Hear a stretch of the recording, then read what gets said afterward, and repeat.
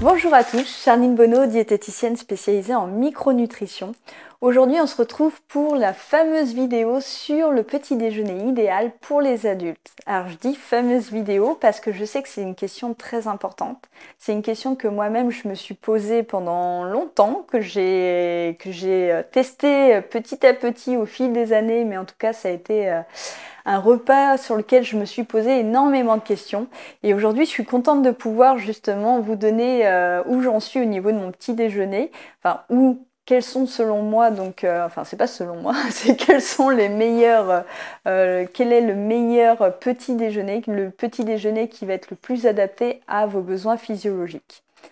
Alors déjà, ce qu'il faut comprendre, c'est qu'au fil des années, les besoins nutritionnels doivent évoluer parce que les besoins physiologiques évoluent, tout simplement. Si vous prenez un enfant, ses besoins en glucides vont être très importants. Il a besoin d'énergie, mais en certains glucides, en fait, en une qualité de glucides, et la faiblesse en fait de certains organes fait que le besoin en protéines va être limité en fait dans les premières années de vie. Donc ça c'est quelque chose qui va évoluer au fil du temps.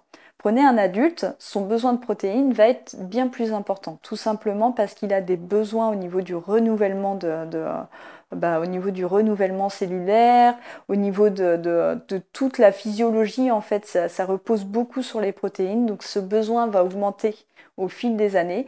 Les reins des adultes sont matures, donc là, ça pose plus de soucis.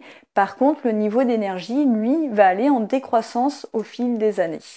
Donc c'est quelque chose qui doit évoluer. Si vous gardez le même petit déjeuner depuis votre enfance jusqu'à votre âge adulte et même au-delà, ça veut dire que votre petit déjeuner n'est plus adapté à vos besoins et qu'il faut le faire évoluer. Alors, concernant ce repas, il y a énormément de croyances qui circulent. Des croyances comme par exemple que le petit déjeuner, ça va être obligatoire. Que si vous ne prenez pas des glucides, s'il n'y a pas une quantité suffisante en glucides, vous risquez l'hypoglycémie. Ou encore qu'il vaut mieux manger un petit truc sucré le matin plutôt que de partir à jeun le ventre creux. Alors toutes ces choses, c'est des choses que j'entends régulièrement et qui sont fausses. Est-ce qu'on doit obligatoirement manger un petit déjeuner le matin? Pas forcément. Le seul besoin qui va vraiment être inévitable, ça va être de vous hydrater, tout simplement parce que vous aurez passé la nuit, vous n'aurez pas absorbé d'eau pendant toute la nuit. Donc le matin, c'est important de quand même bien s'hydrater pour pouvoir éliminer toutes les toxines que le métabolisme de réparation qui se produit chaque nuit a occasionné. Donc là, vous avez vraiment l'organisme qui est chargé de toxines, donc c'est très important de bien boire. D'ailleurs, bon, c'est petit détail, mais si vous observez la couleur de vos urines le matin, c'est vraiment signe qu'il y a énormément de choses, que c'est très concentré, donc vous manquez d'eau. Donc ça, c'est une obligation du matin, c'est quelque chose dont vous avez réellement besoin au niveau physiologique. Mais par contre, le petit déjeuner, si vous n'avez jamais petit déjeuner et que vous n'en ressentez pas le besoin durant la matinée, que vous ne compensez pas en mangeant davantage le midi, il n'y a aucune obligation, il n'y a rien qui vous oblige à faire comme la majorité des gens et ajouter un petit déjeuner. C'est pour ça que l'alimentation, j'aime bien dire que c'est quelque chose qui est très très spécifique aux gens.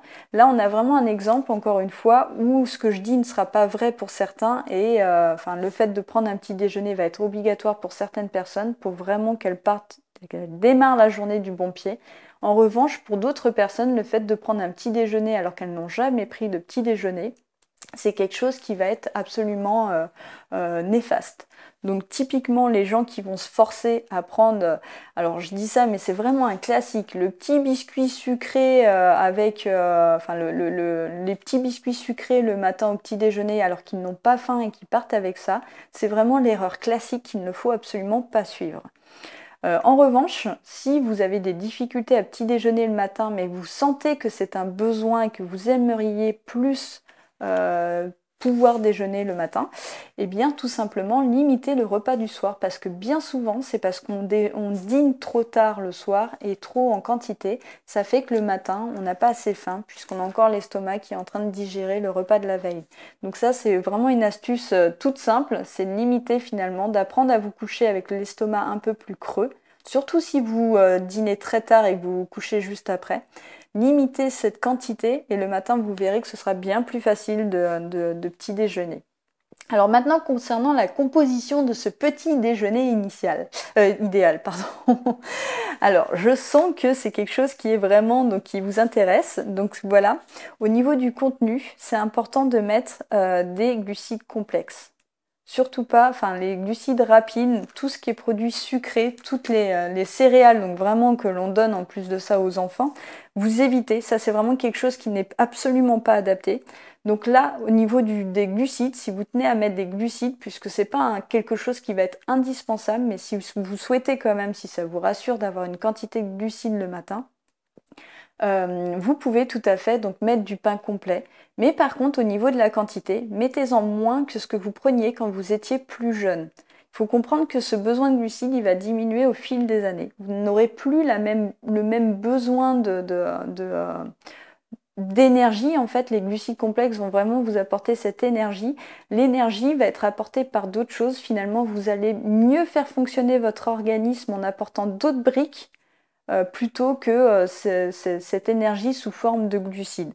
Donc, si vous vous limitez à quelques tranches de pain, un peu moins que d'habitude, mais au profit de d'autres aliments dont je vais vous parler dans quelques instants, vous verrez que ce sera beaucoup plus adapté, vous vous sentirez nettement mieux. Il faut absolument qu'il y ait donc une boisson. Encore une fois, vous avez passé la nuit sans boire une seule goutte d'eau, c'est important de bien vous hydrater pour pouvoir éliminer donc les toxines et vous allez voir que ça va vous donner aussi ce regain d'énergie parce que le fait d'être déshydraté, on n'en a pas toujours conscience, mais c'est quelque chose qui affecte l'énergie.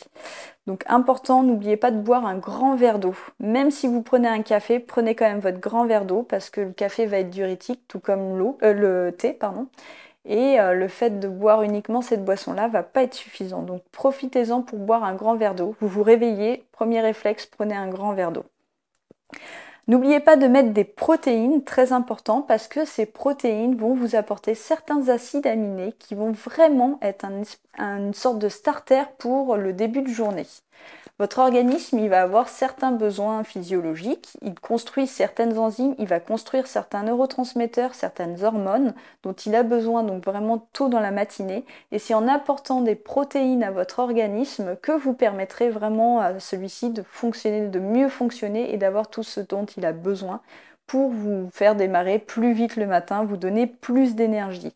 Alors le fait d'utiliser des produits laitiers, ça va avoir le double avantage de vous permettre d'ajouter un apport calcique. Donc c'est très intéressant, effectivement, c'est des protéines qui vont avoir une bonne qualité nutritionnelle, certains produits laitiers. Donc c'est quelque chose que je développerai dans une formation. Restez à la fin de la vidéo, je vous en parlerai d'ailleurs. Mais voilà, en tout cas, les produits laitiers, c'est quelque chose qui est intéressant, qui permet d'apporter donc des protéines et un apport calcique. Mais surtout certains produits laitiers. Autrement, donc dernière chose qui est très intéressante à apporter et qui est nécessaire, qui n'est pas totalement indispensable, mais qui va avoir des bénéfices complémentaires et auxquels on ne pense pas forcément, c'est d'apporter donc des fibres et des nutriments, et tout ça sous la forme soit de fruits, soit de légumes. L'avantage des légumes, c'est que vous limiterez l'apport de sucre, qui n'est absolument pas nécessaire, encore une fois, le matin au petit déjeuner. Et l'avantage donc de ces légumes, c'est que vous allez pouvoir en prendre une plus grande quantité. Et tout ça, ça va permettre d'alcaliniser votre repas. Parce que là, si vous prenez uniquement ce que je vous ai dit avant, la conséquence, c'est que ce sont beaucoup de produits qui vont être acidifiants.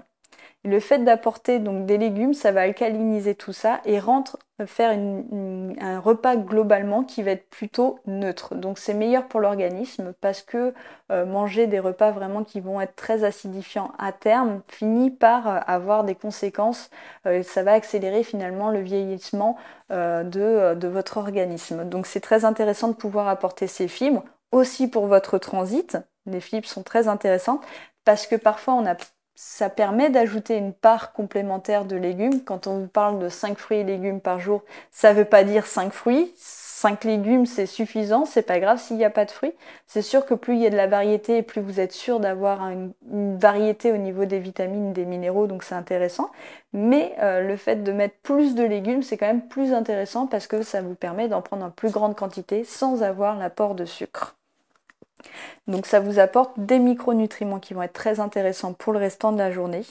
Et puis donc encore une fois, ça permet de limiter l'acidité des autres aliments de ce petit déjeuner. Alors bien sûr pour tout ça, ça demande d'y aller progressivement parce que c'est quand même des changements qui peuvent être brutaux, c'est quand même compliqué. Le petit déjeuner c'est un repas qui est très important et pourtant qui a qu'offre vraiment le plus de résistance. Je pense que je pourrais faire changer les gens du jour au lendemain sur pas mal de choses. Le petit déjeuner, c'est vraiment un repas qui est tellement source de croyances, tellement un repas qui est aimé par les personnes. Donc c'est un repas un peu réconfort, un peu comme le dîner du soir. Donc ce repas, c'est tellement primordial et important pour beaucoup de personnes que c'est quelque chose qu'il faut changer vraiment progressivement.